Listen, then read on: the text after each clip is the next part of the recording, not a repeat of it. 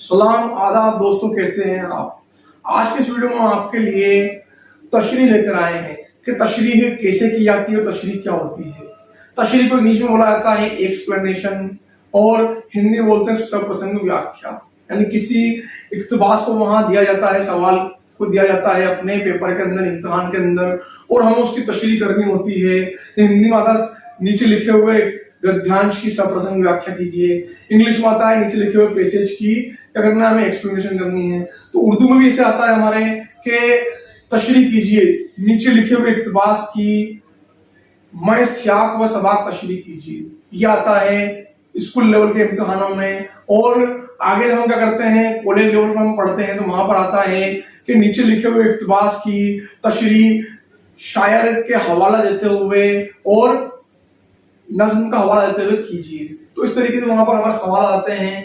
तो जो तशरीह होती है, हमारे उर्दू के दो हिस्से हैं, पहला हिस्सा नस्र और दूसरा हिस्सा नज्म है। तो हिस्सा नस्र और हिस्सा नज्म दोनों के अंदर हमारी तशरीह वहां पर आती है, व्याख्या आती है। हिस्सा नस्र में एक इक्तबास वहां दिया हुआ होता है, उस इक्तबास की हमें तशरीह करनी होती है, व्याख्या करनी होती है। और हिस्सा नज्म के अंदर कोई नज्म का बंद या कोई शेर वहां दिया हुआ होता है और शेर की या उस नज्म के बंद की हमें तशरीह वहां पर करनी होती है। तो हम वो तशरीह कैसे करें, आज इस वीडियो में हम पढ़ने वाले हैं। ये सभी जो क्लास है उन सभी दर्जों पर जो इम्तिहान होते हैं वहां पर ये सवाल आते हैं, चाहे वो 9 से लेकर के कॉलेज लेवल कोई सा भी लेवल हो। तो हम आज तशरीह हम सीख रहे हैं। चलिए देखते हैं तशरीह कैसे करते हैं। सबसे पहले हम तशरीह में हमारे पेपर के अंदर सवाल आता है कि नीचे लिखे हुए इक्तबास या नीचे लिखे हुए बंद की तशरीह कीजिए। तो हम क्या करेंगे, सबसे पहले कि उस बंद को, अगर वो नज्म का बंद आया है तो उसको हम पढ़ेंगे, नज्म को बंद को पढ़ते हुए पता लगाएंगे कि ये किस नज्म से लिया गया है और इसके शायर कौन है। ठीक है, हमें पता लगाना है, तभी हम शायर का हवाला और सबक का हवाला वहां दे पाएंगे, तभी हम सियाक और सबाक वहां लिख पाएंगे, जो सबसे अहम है। ठीक है, अगर कोई इक्तबास वहां पर आ रहा है, हिस्सा नस्र का आया है, कोई इक्तबास नीचे लिखा हुआ है, उस इक्तबास को हम पढ़ेंगे और पढ़कर पता लगाएंगे कि किस सबक में से आया है और इसके मुसन्निफ आखिर कौन है। तो हम पहले ये पता लगाएंगे और फिर उसके बाद में करेंगे, उसकी तशरीह करेंगे, उसकी व्याख्या करेंगे, उसे अपने अल्फाज में तहरीर करेंगे, लिखेंगे। तो देखते तशरीह कैसे की जाती है। सबसे पहले हमारा आता है यहाँ पर सियाक व सबाक। हमने इक्तबास या बंद को, नज्म के बंद को पढ़ लिया है, शेर को पढ़ लिया है, और हम क्या कर रहे हैं, उसके अभी तशरीह कर रहे हैं। तो हम लिख रहे हैं सियाक व सबाक, सियाक व सबाक, इस तरीके से हमने लिख दिया है। इसको हिंदी में बोलते हैं सप्रसंग, ठीक है, और इंग्लिश में बोलते हैं रेफरेंस कॉन्टेक्स्ट, ये बोला जाता है वहां पर। तो सियाक व सबाक हमने लिख दिया है। हमने जो नज्म का बंद या हमने जो इक्तबास पढ़ा है वो पढ़कर पता लगाया है कि इसके शायर या इस नज्म का नाम क्या है, अगर वो नज्म में से आया है तो, अगर वो सबक में से आया है तो इस सबक का नाम, वो मुसन्निफ का नाम क्या है, हमने पता लगा लिया है। तो हम उसको यहाँ तहरीर करेंगे, लिखेंगे इसके अंदर, सियाक व सबाक के अंदर। तो हम यहाँ लिख रहे हैं, हमने तफसील यहाँ लगा दिया है। हम लिखेंगे यहाँ पर ये इक्तबास अगर वो हिस्सा नस्र का है तो हम लिखेंगे ये इक्तबास। अब मैं यहां पर लगा रहा हूं एक निशान, ओब्लिक का लगा रहा हूं, यहां पर यहां लिखूंगा मैं अब बंद। अब देखिए, अगर वो हिस्सा नज्म में से आया है तो हम लिखेंगे ये बंद, यानी ये नज्म का बंद या फिर ये शेर। तो इस तरीके हमने लगा दिया बीच में। तो ये इक्तबास या बंद हमारे निसाब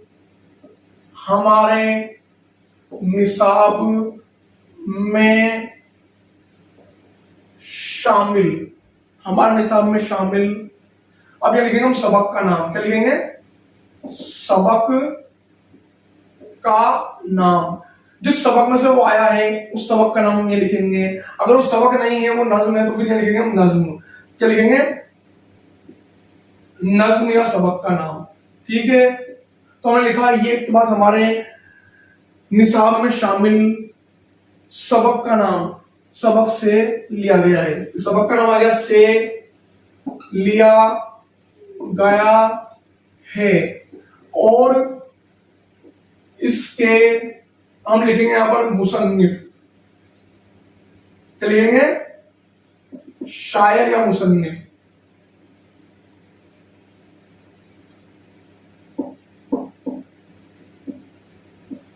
का नाम। हैं, क्या लिखा हमने यहाँ पर, हैं। अब देखिए हमने लिख दिया है यहाँ पर कि ये इक्तबास हमारे निशाब में शामिल सबक से लिया गया है, इसके मुसन्निफ का नाम ये है। ये हो गया हमारा सियाक व सबाक। अगर वो हिस्सा नस्ल में से आया है, अगर वो हिस्सा नज्म में से आया तो लिखेंगे ये बंद हमारे निसाब में शामिल नज्म का नाम, जिस नज्म से वो आया है, ठीक है, से लिया गया है और उसके शायर ये हैं। तो इस तरीके से क्या करेंगे, वहां सियाक व सबाक लिखेंगे। हिस्सा नज्म के अंदर हम लिखेंगे बंद और यहाँ पर लिखेंगे हम नज्म का नाम या शायर का नाम। ये आपको वैसा का वैसा ही लिखना है जो मैंने लाइन लिखी है। आपको तीन चीजें चेंज करनी है, दो चीजें चेंज करनी है, केवल नज्म का नाम और शायर का नाम। जो नज्म वहां पर आया उसका लिखना है आपको, और जो शायर वहां पर आया उस शायर का नाम लिखना है, नज्म शायर का। अगर जो सबक आया सबक का नाम लिखना है वहां पर, उस सबक का इसमें जो इक्तबास आया है या उसके मुसन्निफ का नाम लिखना है। तो दो चीजें आपको लिखनी है, बाकी इसी किसी लाइन आपको करनी है, वहां उतार देनी है। सब में से कैसे आ गए, केवल सबक का नाम और मुसन्निफ का नाम चेंज यहां पर होगा। अगला हमारा आ रहा है यहां पर तशरीह। क्या आ रहा है, तशरीह। अब देखिए हमारा सवाल आया है, उसमें तशरीह करनी है, व्याख्या करनी है, तो हम इसमें लिखेंगे इस इक्तबास, ठीक है, ऑब्लिक बंद में मुसन्निफ ऑब्लिक शायर कहता है कि। अब देखिए हमने लिख दिया है तशरीह करते वक्त, अगर वो हिस्सा नस्ल का है तो हम लिखेंगे इस इक्तबास में मुसन्निफ कहता है कि। अगर वो नज्म का बंद है तो हम लिखेंगे इस बंद में शायर कहता है कि। अब उस बंद के अंदर या उस इक्तबास के अंदर क्या फरमा रहा है, शायर या मुसन्निफ, तो हमें अपने अल्फाजों में उस इक्तबास को पढ़ते हुए अपने अल्फाजों के अंदर तहरीर करना है, अपने अल्फाजों में वहां लिखना है। कहां पर, उस तशरीह को कॉपी में। अब देखिए अगला हमारा तजजिया। तजजिया तजजिया तजजिया ये जो हमने नीचे लिखा है, ये है जब हमारे इक्तबास में या नज्म के बंद में कोई खास चीज शायर ने या मुसन्निफ ने इस्तेमाल की है, तो उस खास बात को हम क्या करेंगे, यहाँ पर पॉइंट बनाकर लिखेंगे तजजिया। इससे हमें इम्तिहान में अच्छे नंबर मिलेंगे। जैसे माना उसमें तलमी इस्तेमाल की गई है, कोई शेर आया तलमी का, हम लिखेंगे शेर में शायर ने तलमी का इस्तेमाल किया है, ठीक है। या कोई आया आसान जुबान इस्तेमाल की, हम लिखेंगे कि इस इक्तबास की जुबान आसान है, ठीक है। अगर कोई और बात वहां कही गई विशेष, तो खास बात को हम यहाँ लिखेंगे पॉइंट बनाकर नीचे। तो इस तरीके से करते हैं हम तशरीह। सबसे पहला हमारा था सियाक व सबाक। सियाक व सबाक में हम करेंगे उस सबक या नज्म का और उसके शायर मुसन्निफ का हवाला देंगे, और फिर हम तशरीह करेंगे। उस इक्तबास को हमने पढ़ लिया है, उसको पढ़ करके हम उसको आसान जुबान में लिख देंगे। फिर हम उसके अंदर जो खास बात आई है वो खास बात तजजिया में लिखेंगे।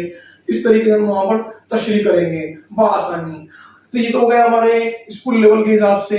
और अगर कॉलेज लेवल पर हम इम्तिहान दे रहे हैं तो सियाक और सबाक जो है हम इसके दो हिस्से कर देंगे। ऊपर लिखेंगे, क्या लिखेंगे, मुसन्निफ या शायर का हवाला। क्या लिखेंगे, मुसन्निफ या शायर का हवाला, उसको अलग लिख दिया हमने, ठीक है। फिर आएगा सबक या नज्म का हवाला।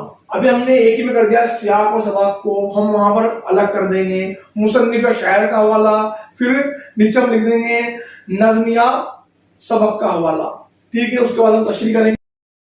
इसमें 3 पॉइंट है, वहां 4 पॉइंट बन जाए, सियाक और सबाक के 2 हिस्से वहां हो जाएंगे। तो इस तरीके से ये है तशरीह। आप इसकी प्रैक्टिस कीजिए, और जो हमने लाइन लिखी है लाइन वैसी वैसी आएगी, केवल नज्म सबक का नाम और शायर मुसन्निफ का नाम हमें यहाँ पर चेंज करना है। जो इक्तबास आया है, जो नज्म का बंद आया है या शेर आया है, उसी के हिसाब से क्या करना है, यहाँ पर वही लिखना है।